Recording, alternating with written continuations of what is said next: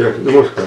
প্রথমে বলি, আমি স্কুল জীবন থেকেই মানে ছোট ছোট লেখা, প্রবন্ধ, কবিতা একটা দু লেখা অভ্যেস ছিল আর কি। তা তখন বেশি লিখতাম না। তারপর সার্ভিস লাইফে গেলাম। আমি বিভিন্ন ডিপার্টমেন্টে আমার পোস্টিং হয়েছে। ডিপার্টমেন্টে বিভিন্ন পত্রিকা বেরোতো, তা সেখানেও মাঝে মাঝে লেখা দিতাম, কিন্তু সেগুলো বেশি নয়, হয়তো একটা দুটো কবিতা, একটু প্রবন্ধ, এরকম লেখা মাঝে মাঝে দিয়েছি আর কি। তারপর 42 বছর সরকারি সার্ভিস করেছি, বিভিন্ন ডিপার্টমেন্টে পোস্টিং হয়েছে। আমি একসময় ল ডিপার্টমেন্টে জয়েন্ট সেক্রেটারি ছিলাম, এদিকে পিডব্লিউডি ওখানে ডেপুটি সেক্রেটারি পোস্টে ছিলাম। তারপর বিভিন্ন পোস্টে কফারা, রেজিস্ট্রার, কোথাও অ্যাসিস্ট্যান্ট সেক্রেটারি, এদিকে আবার এনকোয়ারি কমিশন সেক্রেটারি পোস্টে ছিলাম। বিভিন্ন জায়গায় পোস্টিং হয়েছে। একসময় ইলেকশন অবজারভার হয়েছিলাম। তারপর মিউনিসিপ্যালিটি, যেটা জলপাইগুড়ি মিউনিসিপ্যালিটি, ওখানে অ্যাডমিনিস্ট্রেটিভ হেড ছিলাম আর কি। তা এরকমভাবে বিভিন্ন জায়গায় সার্ভিস করতে করতে মাঝে মাঝে আমি লেখা দিতাম। তারপর যখন হাওড়ে গেছিলাম, আমি রাজভবন কোয়ার্টারে ছিলাম, ওখানে পত্রিকা বেরোতো, ওখানে লেখা দিয়েছি। তারপর লেক গার্ডেন্স গভর্নমেন্ট হাউসিং, সেখানেও পত্রিকা বেরোতো, ওখানে এডুকেশন ডিপার্টমেন্টের joint secretary Chunilal Mukhopadhyay sir, উনি একটা পত্রিকা সম্পাদনা করতেন, ওনার পত্রিকাতে লেখা দিতাম। তারপর রিটায়ারমেন্টের পর আর কি 2014 সালে রিটায়ার করি। রিটায়ার করার পর তখন এই যে অফিস জীবনের যে দৈনন্দিন যে বাঁধাধরা জীবন, এই সকাল 8টার সময় স্নান করে রেডি হয়ে তারপর 9টার সময় অফিসে বেরিয়ে যাওয়া, আবার ফিরতে ফিরতে হয়তো 7টা সাড়ে 7টা বেজে যেত। আবার রাজভবনে থাকাকালীন আমার 24 আওয়ার ডিউটিতে থাকতাম। এখানে হয়তো দেখা গেছে তো ওখানে তো ডিনার পার্টি, লাঞ্চ পার্টি লেগেই আছে, তার সঙ্গে বিভিন্ন প্রোগ্রাম হতো। একটা অফিসিয়াল কাজ, নোটস, ড্রাফট এসব করা, তার সঙ্গে আবার লেফট রাইট করা, মানে কোনটা মার্বেল হলে প্রোগ্রাম হচ্ছে, কোনটা থ্রোন রুমে, কোনটা কনফারেন্স রুমে, সেগুলো মানে তদারকি করতে হতো। ওখানে বিভিন্ন ভিভিআইপিও আসতেন। আমাদের যেরকম মিনিস্টাররা আছেন, প্রাইম মিনিস্টার, রাষ্ট্রপতি, বিদেশ থেকে America president, Italian president, prime minister, বিভিন্ন ভিভিআইপি সব আসতেন, তাদের সান্নিধ্য এসেছি। এটা মানে ঠাকুরের আশীর্বাদ বলতে পারেন।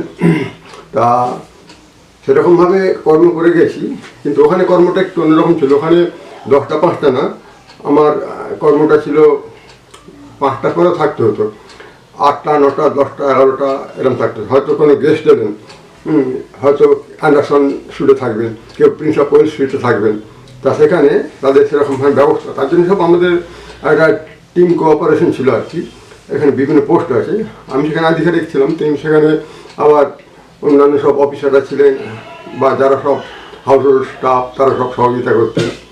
তা এরকমভাবে কেটে যাচ্ছিল। ওখানে প্রায় 26 বছর ছিলাম টোটাল আর কি। মানে ওখানে governor secretary, governor house secretary, তারপর এদিকে ডেভেলপমেন্ট প্ল্যানিং, সব মিশিয়ে আর কি প্রায় 26 বছর ছিলাম। এটা 7 বছর, ওটা 19 বছর।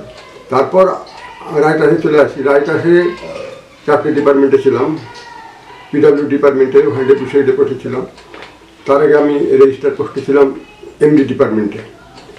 তারপর অ্যাসিস্ট্যান্ট সেক্রেটারি তখন এতে চলে যাই, আপনার বিকাশ ভবনে। তারপর ডেপুটি সেক্রেটারি হয়ে চলে আসি আবার এতে, আপনার পিডব্লিউ ডিপার্টমেন্টে, ওখানে বঙ্গভবনের চার্জে ছিলাম। তারপর ল ডিপার্টমেন্টে প্রমোশন পাই, জয়েন্ট সেক্রেটারি হয়েছিলাম আর কি। এরকমভাবে বিভিন্ন জায়গায় পোস্টিং হয়েছে। তারপর এনকোয়ারি কমিশনগুলো আছে ইন্দিরা ভবনে, ওখানে সেক্রেটারি পোস্টে একসঙ্গে ছিলাম।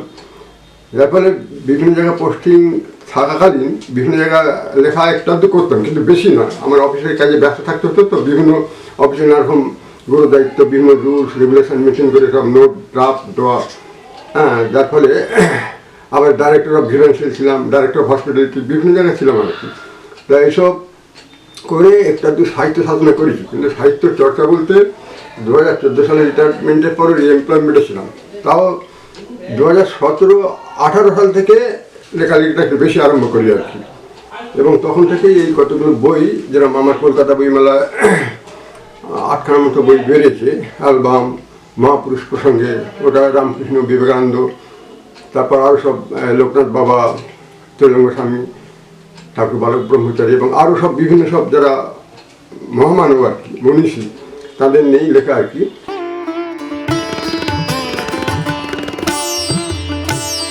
পূর্ণাঙ্গভাবে লেখা বলতে আগেতে বেশি হয়তো 8 ঘন্টা মন বসালাম, ব্যাস মিটে গেল।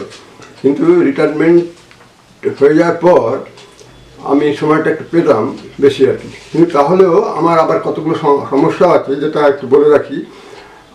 আমার ছেলে সায়েন্টিস্ট পোস্টে আছে, তখন হিন্দি স্কুলে পড়ে, তারপর যাদবপুর থেকে এমটেক করেছে আর কি। এখন ওদের এমটেক বলে আর কি। তারপর আমার মেয়ে সাগরিকা পাল সাখাওয়াতে পড়তো, তখন আমি রাজভবন করেছিলাম। তা ওখানে পড়াশোনা চলাকালীন পড়াশোনা ভালো ছিল। মমতা শঙ্কর যিনি আছেন না, ওনার কাছে নাচ শিখেছে। তারপর রবীন্দ্রসঙ্গীত, নজরুলগীতি এসবের ডিস্টিংশনও পেয়েছিল। কিন্তু মানে কপাল খারাপ আর কি, মানে এক সময় কোনো একটা অনুষ্ঠানে শর্ট সার্কিটে ব্রেনে মানে কারেন্ট চলে যায় আর কি। সেটা কেউ ধরতে পারছে না, এমন একটা মাইক্রোফোন মুখে ধরে নিয়েছিল, খুব চিৎকার করছে আর কি। সেই অবস্থাতে তখন মেন সুইচ অফ করতে সেই কারেন্টটা চলে যায় আর কি। তারপর থেকে ওর সেরিব্রাল অ্যাট্রফি এসে গেল, এবং তখন উডল্যান্ড নার্সিংহোমে ডক্টর অনুপম দাসগুপ্ত ছিলেন নিউরোলজিস্ট, ওনার আন্ডারে ট্রিটমেন্টে ছিলেন। তা উনি এমআরআই করেছিলেন 1995 সালে। আচ্ছা, তারপর এই মেয়ের ব্যাপারটা কি, 2000 সালে গেছি আপনার অ্যাপোলো চেন্নাই। 2008 সালে গেছি, যখন যেখানে যেতে বলেছেন, 2008 সালে গেছি ভেলোর। তারপর 2019 সালে গেলাম ব্যাঙ্গালোর, নিমান যেটা বলে আর কি। তা ওকে নিয়ে ট্রিটমেন্টের জন্যে নিয়ে গেছে, এবং কিছু কিছু দ্রষ্টব্য স্থান ঘুরিয়েছি, যেরকম কোথায় স্বর্ণ মন্দির, মনের শান্তির জন্য আর কি। তারপর ওখানে একটা পাহাড়ের ওপর উঠে সেখানে কার্তিক ঠাকুরের বিশাল মূর্তি আছে, এরকম আরও কিছু কিছু ঘুরেছি আর কি। তারপর দিল্লিতে গেছি, সেখানেও কিছু কিছু ঘুরেছি। কিন্তু মেয়েকে লক্ষ্য রাখতে আর কি। এখন এমন একটা অবস্থা, তার মন খুবই ভালো, ও এমন একটা অবস্থা গেল যে সবসময় একটা সিজোফ্রেনিয়ার লক্ষণ এসে গেল আর কি। যার ফলে ডাক্তারবাবুরাও চেষ্টা করেছে নানারকমভাবে ওষুধ দিয়ে, এবং তাতে কিছুটা উপকারও পেয়েছে আর কি। তা এরকম অবস্থা ওকে নিয়ে একটা বই লিখেছি। মানে এই যে তার যে নানারকম মনের আবেগ ভাব, সেই নিয়ে মানে সাগরিকা উপাখ্যান বলে একটা, মানে আমার মনে চিন্তা হলো আর কি, একটা লিখে রাখলে ভালো। সেই হিসাবে সাগরিকা উপাখ্যান বলে একটা বইও লিখেছি আর কি। তারপর জনসংখ্যা শিক্ষা প্রশিক্ষণ অ্যালবাম বলে একটা বই লিখেছি, তাতে বিভিন্ন স্মৃতিকথা আছে। ওতে একটা প্রবন্ধ আছে, কী করে ভারত আত্মার মিলন বিশ্ব মিলন সম্ভব, সেটা আমি অরবিন্দ পুরস্কারও পেয়েছিলাম। মানে কী করে মানুষকে আপন করে নেওয়া যায়, সমস্ত দৃষ্টি নিয়ে এগোতে হবে, কর্ম করতে হবে, কর্মী ধর্ম, সেই নিয়ে বইটা লিখেছিলাম আর কি। এই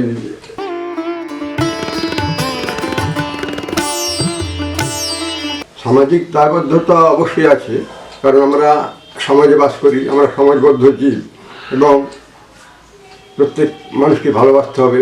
বিবেকানন্দ যেখানে বলেছেন যে মুখী আমার ভাই, মাথর আমার ভাই, আপন করে নিতে হবে, এবং প্রত্যেকের মধ্যে অনন্ত শক্তি বর্তমান, সেই শক্তি তাকে জাগাতে হবে।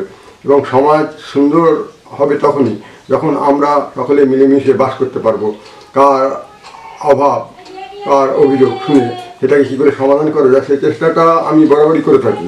কারণ আমি তো সরকারি সার্ভিসে থাকাকালীনও কোথায় হয়তো বন্যা, হরকাবান, কোথায় দুর্ভিক্ষ, কোথায় মহামারী, কোথায় হাজার হাজার হাত তিরপল পাঠাতে হবে, তারপর কোথায় হয়তো দেখা গেল যে একটু আগুন লেগে গেছে, কোথায় মহামারী, সেরকম সার্ভিস করা অভ্যেস আছে। এবং to serve man is to serve god, সেবা করা হচ্ছে ভগবানেরই কাজ একটা। সেবা পরম ধর্ম, প্রেম পরম ধর্ম, মানে নিঃস্বার্থ সেবা আর কি।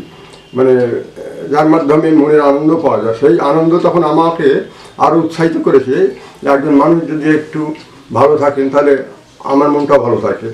এবং আমার আর একটা লাইন, যে দেখা গেছে যে আমি একটা হোমিওপ্যাথি করি, তো হোমিওপ্যাথি প্র্যাকটিস করি, এটা আলাদা লাইন আর কি। সার্ভিস করতে করতেও বিভিন্ন ডিপার্টমেন্টে বিভিন্ন জেলা থেকে যারা আসেন, কারো হয়তো গলা বসে গেছে, কারো সর্দি কাশি জ্বর জ্বালা, কারো মাথা ঘোরা, কারো প্রেশার বেশি, তা তাদেরও সেবামূলক সার্ভিস ফর হিউম্যানিটি এরকমও করে গেছি। এবং এতে আমার অভিজ্ঞতা হয়েছে, প্রায় 50 বছর ধরে করছি আর কি। তা সেই হিসাবে আমি দেখলাম যে মানুষের যাতে উপকার হয়, সেই জন্য একটা বই লিখলাম, মানে যাতে সেটা পড়ে তার উপকার পান। যে রোগারোগ্য হোমিওপ্যাথি সাথে যোগোপ্যাথি, কারণ আমি যোগব্যায়াম করি, এটা মানে একটা পরম করুণা ঠাকুরের নির্দেশ বলতে পারেন, আদেশ। মানে একসময় আমি এটা বলে ফেলছি, স্বপ্নে দেখেছিলাম। মানে অনেক সময় অফিসে বন্ধু বান্ধব হয়তো এসেছেন, একটু 4-5টা হয়তো চা এসে গেল, খেয়েছি। দিনে আবার একটু চা একটু বেশি খাওয়া হয়ে যেত। এক সময় এটা প্রায় 40 বছর আগের কথা, 40-45 হয়ে গেল। তা একটু জন্ডিসের প্রবলেম হয়েছিল আর কি। তা সেটা তখন আমি সাবধান করে দিলেন। তা উনি স্বপ্নে দেখা দিয়ে বললেন যে এটা সেই সময় তো বাতাবি লেবু, আখের রস এসব খেতে 1-1.5 মাস তো সাবধানে থাকতেই হয়। তা ওই সময় স্বপ্নে উনি যোগমুদ্রাটা দেখে দিলেন যে যোগমুদ্রার এত গুণ। যোগ মানে কানেকশান। আমরা তো উপবাস করি সমীপে বাস, ঈশ্বরের সমীপে বাস বলে, মনটা ঈশ্বরের দিকে রাখতে হয়। তা সেইটা দেখে আমার যোগের প্রতি মন বসে গেল। তারপর আমি শিবানন্দ যোগাশ্রমে গেছি। ওনার ডিজিজ রোগের ওপর যে বই আছে, রোগারোগ্যে যেসব বই লিখেছেন হিন্দি, বাংলা, ইংরাজি, তারপর ঋষিকেশের ডক্টর অ্যান্ড যোগী স্বামী শিবানন্দ, ওনার বইও ফলো করেছি। এগুলো করে মানে মনের মধ্যে একটা উৎসাহ আসতো। আমি প্র্যাকটিস করতাম, ভাবের অনুশীলন, মানে মুখে বললে হয় না, এটা প্র্যাকটিক্যাল দরকার আর কি। মানে থিওরিটা জানতে হয়, সেটা অ্যাপ্লিকেশন করতে হয় আর কি। তা এইভাবে বইটা করলাম আর কি, যাতে মানুষ উপকার পায় আর কি।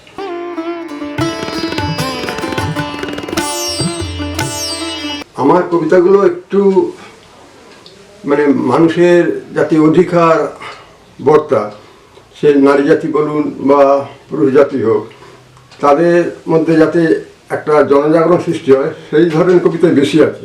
মানবাধিকার, আবার কিছু কিছু কবিতা আছে প্রেমের কবিতাও আছে, যখন যেরকম ভাব এসেছে আর কি। আবার এমন এসেছে হয়তো এবার আমি ট্রিটমেন্ট করতে করতে একজনের চুল উঠে যাচ্ছে, তা ট্রিটমেন্ট করে উপকার পেয়েছিলেন আর কি। তার চুল ওঠাটা কমে গেল, তাকে অ্যাসিড ফ্লোর 200 দিয়েছিলাম, হোমিওপ্যাথি ওষুধ আর কি।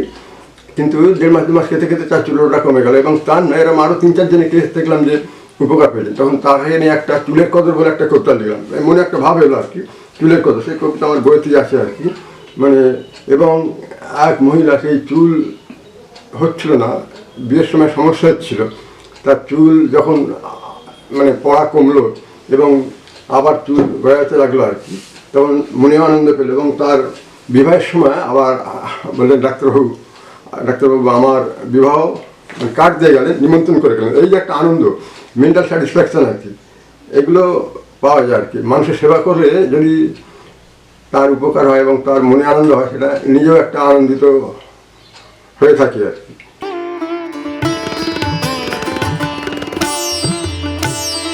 কবিতা বিভিন্ন রকম হয়, শিশুদের লেখা, বাবা বড়দের লেখা, নানা রকম কবিতা আছে। কিন্তু আমার বেশিরভাগ কবিতা একটু মানে আধ্যাত্মিক বলতে পারেন। মানে আমার এই ব্যাপার হচ্ছে যে আমার তো বলা উচিত না যে যে প্রেমী পরম ধর্ম এবং কর্মী ধর্ম, প্রত্যেক কর্মের মধ্যে দিয়েই ভগবানকে স্মরণ মনন করতে হয়। সেই জন্য আমার বেশিরভাগ কবিতাতে এই কর্মের ওপর জোর দেওয়া হয়েছে। যেরকম কর্মরহস্য, কী করে কর্ম করতে হবে, মানে সৎ অসৎ বিচার করে কর্ম করতে হবে, এবং বেহুশ হয়ে কর্ম করলে মুশকিল আছে, তাতে আবার ভাবের ঘরে মানে অন্য লাইনে চলে যেতে পারেন। ওই জন্য কর্মরহস্য বলে একটা কবিতা লিখেছিলাম যে কর্ম বাধিকার মা ফলসী কদাচল, কর্ম করে যেতে হবে, ভগবান ফল যখন দেওয়ার তিনি দিয়ে দেবেন। কিন্তু তার জন্য বেশি লালসা, বাসনা বা বেশি আসক্তি ভালো না আর কি, নিরাসক্তভাবে কর্ম করতে হবে। তার উপরে কবিতাগুলো কয়েকটা কবিতা আছে আর কি।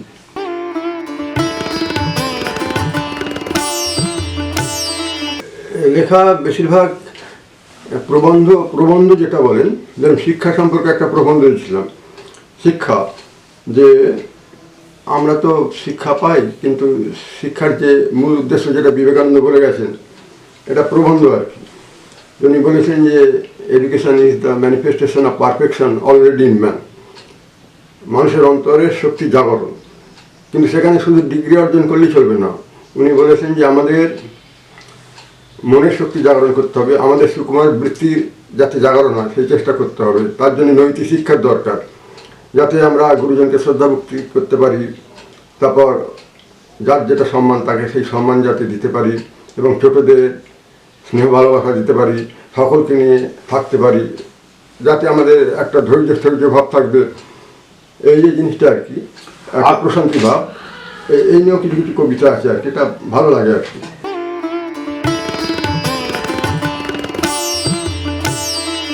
আগামী প্রজন্ম এখন তো কম্পিউটারের যুগ, এবং এখন সব বেশিরভাগ মোবাইল ঘাটেন, মানে এখন যে লাইব্রেরি যে সমস্ত বই পড়াশোনা, আগে যেরকম বেশি পড়াশোনা হতো, আমরা ন্যাশনাল লাইব্রেরিতে গেছি, ব্রিটিশ কাউন্সিল বা এখানেও গ্রামের লাইব্রেরি আছে, রামকৃষ্ণ লাইব্রেরিতে গিয়ে পড়তাম, কলেজ লাইব্রেরিতে পড়েছি।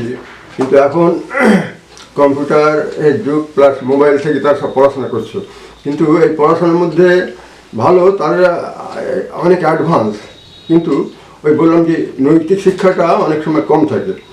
দেখেছি যে হয়তো আমরা যেরকম একসময় মাস্টারমশাইকে শ্রদ্ধা ভক্তি করি, তার আগের কথা বলছি, আমরা একটু কাউকে হয়তো পা লেগে গেলে অনেক সময় একটু নমস্কার জানাই, কিছু মনে করবেন না।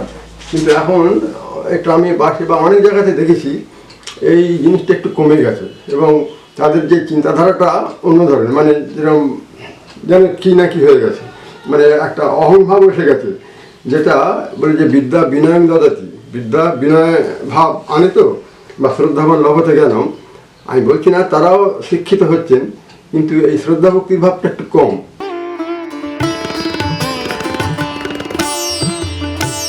আমার স্বপ্ন হচ্ছে যাতে এই যে সাহিত্যের মাধ্যমে যে প্রবন্ধ বা কবিতা যেগুলো লেখা হচ্ছে, সেগুলো যদি মন দিয়ে পড়া যায়, তাহলে মনের একটা ভাবের পরিবর্তন হয়, এবং এখানে শিক্ষা আনে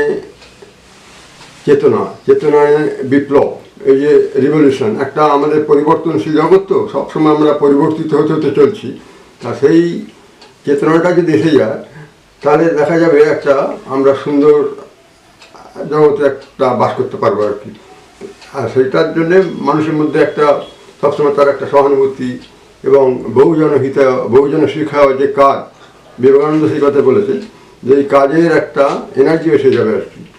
আমার লেখার মধ্যে এগুলো বেশি লিখি, এবং যাতে এখনকার যেসব মানে যারা ছেলে মেয়ে বা এখনকার কবি তারাও লিখছেন, কিন্তু বিভিন্ন জনে বিভিন্ন রকম কবিতা লেখেন, কেউ প্রেমের কবিতা, কেউ হয়তো প্রতিবাদের কবিতা, প্রতিবাদেও করতে হয়, আমার প্রতিবাদী কবিতা কিছু কিছু আছে।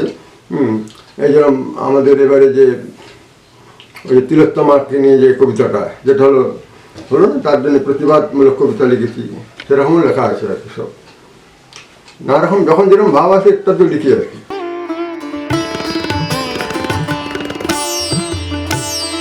সমালোচনা খুবই ভালো, হয়তো আমার যদি কোনো ভুল ত্রুটি থাকে কেউ বললেন, তখন সেটাকে সংশোধিত করার চেষ্টা করি।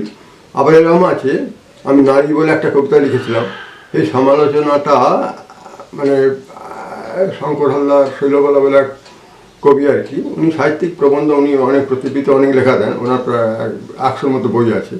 তা উনি একটা সমালোচনা লিখেছিলেন, তাতে এই যে প্রতিবাদী যে চরিত্র আর কি, হ্যাঁ, সেইটা নিয়ে উনি অনেক সুন্দরভাবে লিখেছেন, সেটা আমার ফেভারে লিখেছেন। তার সঙ্গে আবার উনি কাজী নজরুল, রবীন্দ্রনাথ ঠাকুরের যে প্রতিবাদী কবিতা বা কীরকমভাবে লিখেছেন, বা আমারটা কীরকমভাবে হয়েছে, বা রবীন্দ্রনাথ ঠাকুরের কবিতার মধ্যে প্রতিবাদ, তার মধ্যে আবার একটু হয়তো মোলায়েম ভাব আছে সব মিশে, আর নজরুলের প্রতিবাদ তার একটু বেশি আর কি। ছোটোদের জন্য এখনও সেরকম লিখি না, আমি ছোটোদের ভালোবাসি, কিন্তু ব্যাপার হচ্ছে ছোটোদের জন্য যে সাহিত্য বা কবিতা লেখা, সেটা এখন সেরকম বেশি লেখা হয়নি। কয়েকটা হয়তো কিছু কিছু কবিতা আছে, সেরকম বেশি এখনও লেখা হয়নি। আবার জানি না, পরে যদি আবার এরকম মনে ভাবের সৃষ্টি হয়, লেখার চেষ্টা করবো আর কি ছোটোদের জন্য। উপন্যাসটা ব্যাপার হচ্ছে, আমি উপন্যাস বেশি লিখি না, এখন একটা উপন্যাস লিখছি, উপন্যাসটার নাম দেওয়া হয়েছে শাখা প্রশাখা। তা ওটা নীলাঞ্জনা প্রকাশনা আছে, ওনাদের তরফে পাঠাচ্ছি, পরে ওটা মানে বই আকারে বেরোবে আর কি। এটা 10ম পর্ব চলছে আর কি, প্রথম দ্বিতীয় তৃতীয় করে প্রত্যেক মাসে প্রায় 3000 শব্দের মধ্যে ওয়ার্ড রাখতে হচ্ছে আর কি। এরকমভাবে এটা 10ম পর্ব এখন চলছে আর কি। তাই এটাতে মানে একজন মানুষ গরিব, কিন্তু তার লেখাপড়া বন্ধ হয়ে যাওয়ার উপক্রম, কিন্তু আস্তে আস্তে তার পড়াশোনা যেহেতু খুব ভালো ছিলেন, আস্তে আস্তে কীরকমভাবে তিনি সহযোগিতা পেলেন, এবং ঈশ্বরের আশীর্বাদে তিনি এগিয়ে গেলেন সেই নিয়ে উপন্যাসটা। এবং তারপর কর্মক্ষেত্রে এবার তিনি দূর দেশে চাকরি পেলেন, সেখানকার কাহিনীও আছে। আবার সেখান থেকে আবার ফিরে এসে আবার যখন দেশের সেখানে আবার ওনার কর্মক্ষেত্রে এলেন, তিনি মানে মাস্টারমশাই, তা সেই নিয়ে উপন্যাসটা আর কি। এটা অনেক পরপর আরও সব গল্প আছে, এগুলো সাজাতে হচ্ছে আর কি সব।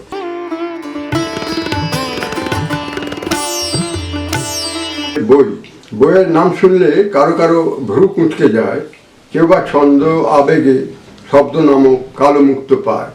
কালো মুক্ত কুড়িয়ে নেওয়ার নেশা হয় যদি, দিবারাত্র ভুলে গিয়ে চাইবে বাড়াতে জ্ঞানের নদী। বই প্রকাশ, বই বিক্রি, বই পাঠ সর্বকালীন আছে। বইকে সবাই জীবনের সঙ্গে ওতপ্রোতভাবে জড়িয়েছে।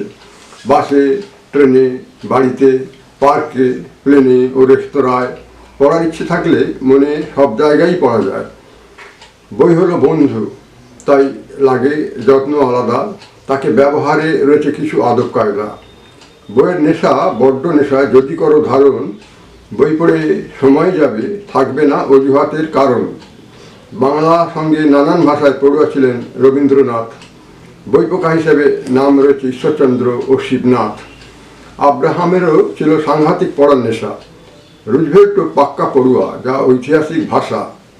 ব্রিটিশ প্রধানমন্ত্রী চার্চিল হলেন আর এক পড়ুয়া। লেব্রন জেমস বেশ পরিচিত, বল ছাড়া বই হাতে রাখিয়া। বই পড়তে পিছিয়ে নেই বিল গেটস ধনী, স্মরণীয় আছেন আইনস্টাইন স্বনামধন্য বিজ্ঞানী। বই পাগলা ভারতীয় 10 ঘন্টা বই পড়ে করে সময় ব্যয়। এভাবে থাইল্যান্ড, চীন, স্পেন, ব্রিটেন, কানাডা বলে সমীক্ষায়। হাজারো হাজারো লাইব্রেরি আছে বই সংগ্রহের জন্য। বই সহানুভূতিশীল ও চিন্তাশীল করে, ভাবতে শেখায় বিস্তীর্ণ।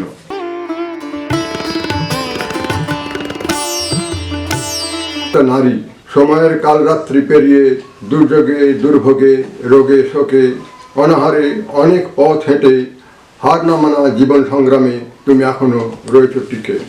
সৃষ্টির প্রবাহ ধারা বাঁচিয়ে সত্য ত্রেতা দাপর কলি, 4 যুগেই অবলা নারী। পুরুষের হাতের ক্রীড়ানক অভাগিনী, নারী দেহ নিয়ে অবাধ ছিনিমিনি। হে নারী, তুমি হলে সেই শক্তি, ভগবানেরও গর্ভধারিণী।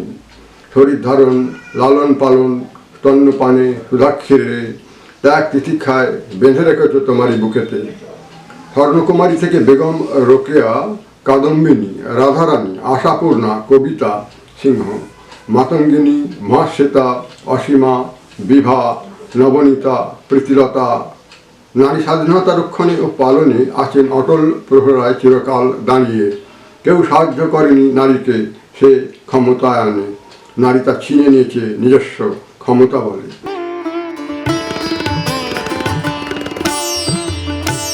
কর্মরহস্য আছে মন সম্পর্কে হুঁশ, তাই মোরা সবাই মানুষ। মোরা চলার পথের পথিক, পথ চলা হয় যেন সঠিক। বেহুশভাবে চললে পরে তহবিলের মাল যাবে চুরি। সত্যের সাথে বিবেক নিয়ে চলো, হাতে হাত মিলিয়ে কর্ম করো আর সুরে থাকো। ভিতরের অসুর দমন করো, তবে আসবে সুর, আসবে সাম্য। জেনে রেখো কর্মই ধর্ম।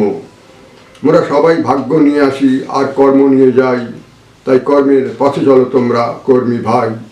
কাজ করবে বিবেকের নির্দেশে, কাজটি সৎ না অসৎ বিচার করে। প্রকৃতি সুরে সদা সুর মিলিয়ে, হাতে কাজ মুখে নামে বিভোর হয়ে। কর্মণ্যে বাধিকারস্তে মা ফলেষু কদাচন। উপনিষদের এই বাণী করো স্মরণ মনন, তবেই নিরাসক্ত কর্ম আনবে শান্তি আর সাম্য।